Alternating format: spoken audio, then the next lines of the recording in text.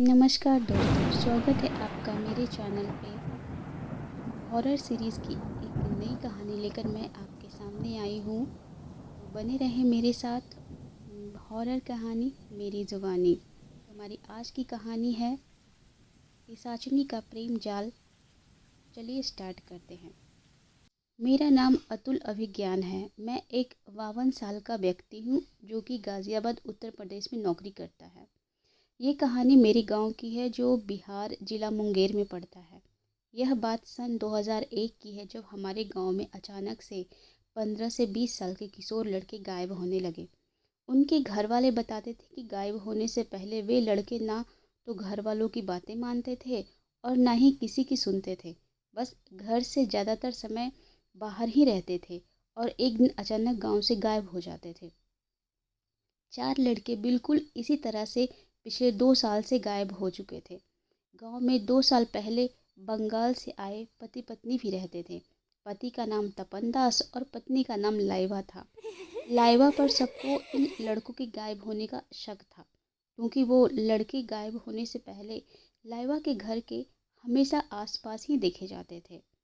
लाइबा की हरकतें ऐसी थी कि उस पर सबको शक हो ही जाता था। यहाँ तक कि सब ठीक था, मगर एक दिन गांव की यह दिक्कत मुझे मेरे ही घर में दिखने लगी। मेरे बड़े भाई का बेटा और मेरा भतीजा सुधीर कई दिनों से ऐसे ही खोया खोया सा रहने लगा। ना तो वह मेरी ना ही अपने माँ बाप की मानता था। मानना तो छोड़ो, उसने किसी की बात सुनना तक छोड़ दिया था। पूरे दिन घर से बाहर रहता। ऐसा लगता था कि वो किसी और दुनिया में जी रहा है। ये सब मैं और मेरा परिवार देख रहा था और हम सब गांव में लगातार किशोर लड़के गायब होने वाली घटनाओं से भी परिचित थे। इसलिए हमारी चिंता अब डर का रूप ले चुकी थी। लेकिन समझ में नहीं आ रहा था कि आखिर किया क्या जाए। सुधीर से हम काफ़ी बार उसको बैठाकर प्यार से डराकर भी उसको उसकी स्थिति का कारण पूछ चुके थे, पर वो कुछ भी नहीं बात करता था और इस बारे में न तो कुछ बताता था।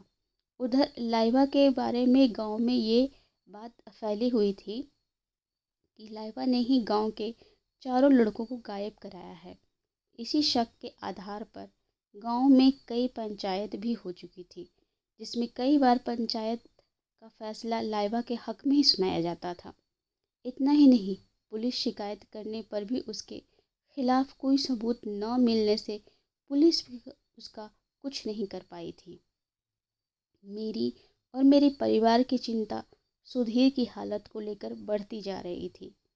फिर एक दिन किसी रिश्तेदार में मेरा जाना हुआ, जहां हमारी इस समस्या के समाधान के लिए मेरे मासी के लड़के ने मुझे एक तरुण नाम के 19 वर्षीय लड़के से मिलवाया जो अभी भगत बना ही था। लोगों के ऊपर से बुरी और काली शक्तियों को हटाकर उनका इलाज करता था। सच कहूँ तो वो लड़का मुझे अपने घर के इलाज के लिए इतना जमा नहीं, क्योंकि मैंने इस क्षेत्र में काफ़ी उम्र दराज लोगों को ही इलाज करते हुए देखा था। उन पर ही मेरा विश्वास था। इसलिए मैंने इस लड़के से मिलकर अपने घर के बारे में ज़्यादा बात नहीं की। मगर मेरी मासी के लड़के के जोर देने पर मुझे उस भगत तरुण को सब बताना पड़ा। मुझे तो उससे कोई उम्मीद नहीं थी, मगर फिर उसने कुछ ऐसा कह दिया कि मुझे उस भगत को गंभीरता से लेना ही पड़ा। उसने कहा, आपके भतीजे और आपके पास ज़्यादा समय नहीं है। 2 महीने बाद आने वाली होली पर वो सब लड़कों की तरह गायब हो जाएगा और आप कुछ नहीं कर पाओगे। उस भगत ने आगे कहा, मैं जानता हूँ मुझे आपको मेरे ऊपर यकीन नहीं है। मेरी उम्र ही इतनी कम है कि लोग मुझे जल्दी यकीन नहीं करते। भगत ने कहा कि आप एक काम करो, मैं आपको एक भभूत दे रहा हूँ। उस भभूत को आप एक चुटकी सुधीर के खाने में मिला देना। फिर अगले दिन उसका बर्ताव देखकर आप खुद पता लगा लोगे कि मैं आपकी मदद कर सकता हूँ या नहीं। मुझे उस भगत पर विश्वास तो नहीं था, फिर भी मैंने वो भभूत ले ली और घर आकर अपने बड़े भाई को यह सब बताया। तो उन्होंने कहा, चलो एक बार कोशिश करने में क्या हर्ज है। वैसे भी हम इतना परेशान हैं और कोई इलाज भी अभी हमें नहीं मिल रहा। उसी रात को खाने में सुधीर को भाभी ने वो भभूत मिलाकर खिला दिया। वैसे तो सुधीर रोज खाना खाकर बाहर जाता था और रात को देर से आता था, लेकिन आज वो कहीं नहीं गया और जल्दी ही सो गया। फिर अगली सुबह उठकर कहने लगा, मैं बहुत हल्का महसूस कर रहा हूँ। काफ़ी दिनों बाद सुधीर सब परिवार वालों से अच्छे से बात कर रहा था। मैंने और बड़े भाई ने तरुण भगत को घर बुलाने का फैसला किया। 3 दिनों बाद वो भगत घर आए। इतने में सुधीर फिर पहले वाली हाल पे वापस चला गया। तरुण 3 दिन बाद घर आया और उसने सुधीर को अपने सामने बैठाकर उससे कुछ सवाल किए, जिसका सुधीर ने ठीक से जवाब नहीं दिया और घर से निकलकर चला गया। तरुण ने हमें बताया कि जब मैं आपको भभूत दी थी तो उसका असर सुधीर पर हुआ तो था, साथ ही जिसने सुधीर पर क्रिया की हुई है उसको भी इस बात की भनक लग गई थी, इसलिए उसने अब सुधीर पर अपनी पकड़ मजबूत कर ली है। फिर भी मैं आपको एक सामग्री की पोटली दे रहा हूँ। वो सुधीर के सोने के बाद उसके ऊपर 7 बार उतार कर चौराहे पर रख देना, जिससे सुधीर ठीक हो जाएगा। तरुण के जाने के बाद जब सुधीर घर आया तो हमने ऐसा ही किया। अगली सुबह सुधीर एकदम ठीक हो गया। उसका चेहरा ही बता रहा था कि वो पहले जैसे काफ़ी बेहतर है। हमारी खुशी ज़्यादा दिनों तक नहीं रही। एक हफ्ते बाद सुधीर को उसका कोई दोस्त बाहर ले गया। जब सुधीर लौटा तो उसकी हालत देखकर हम सब डर गए, क्योंकि उसकी आंखें एकदम खूनी लाल हो रही थी, चेहरा सूजा हुआ था, उसकी टांगें काँप रही थी। हम जल्दी उसको डॉक्टर के पास ले गए, जहाँ डॉक्टर ने उसको एक इंजेक्शन लगाकर और दवाई देकर भेज दिया। मगर घर आकर सुधीर की हालत में कोई खास फर्क नहीं लगा। हमने अगले दिन सुधीर को लेकर तरुण के पास जाने का फैसला किया। तरुण ने सुधीर के लिए हलवा बनवा दिया। हलवा सुधीर के सामने आया तो उसने हलवा खाने के लिए जैसे ही चम्मच में लिया और उसको सूंघा और पूरी थाली भरा हलवा फेंक कर तरुण के घर के बाहर आ गया। हम सब ने उसको रोकने की बहुत कोशिश की, मगर तरुण ने हमसे कहा कि इसको जाना है जाने दो, छोड़ दो।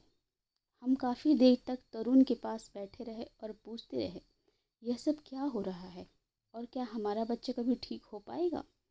तरुण ने कहा, मैं अभी सुधीर को बुलाकर उसके साथ अपने एक देव को भेज देता हूँ, जो उसकी रक्षा करेंगे और साथ ही साथ मुझे उसकी सारी खबर भी देते रहेंगे। तरुण ने थोड़ी देर ध्यान लगाने के बाद कहा कि सुधीर अभी आ जाएगा। यह बात होने के थोड़ी ही देर बाद सुधीर वहां आ भी गया। तरुण के घर के बाहर आकर घर की पौड़ी पर बैठ गया, जहां से तरुण उसको बुलाकर अंदर अपने देवी देवता के पूजा वाले धूने पर ले आया और सबसे पहले तरुण ने सुधीर का मत्था वहां उस धूने पर टिकवाया। उसके बाद सुधीर ने उससे पूछा कि तुम जिस औरत के पास जाते हो उसने क्या तुम्हें कुछ दिया है?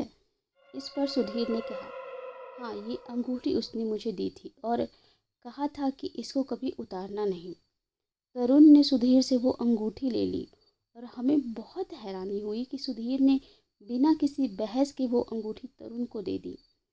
आगे तरुण ने पूछा, सुधीर, तुमने अपनी कोई वस्तु उस औरत को तो नहीं दी?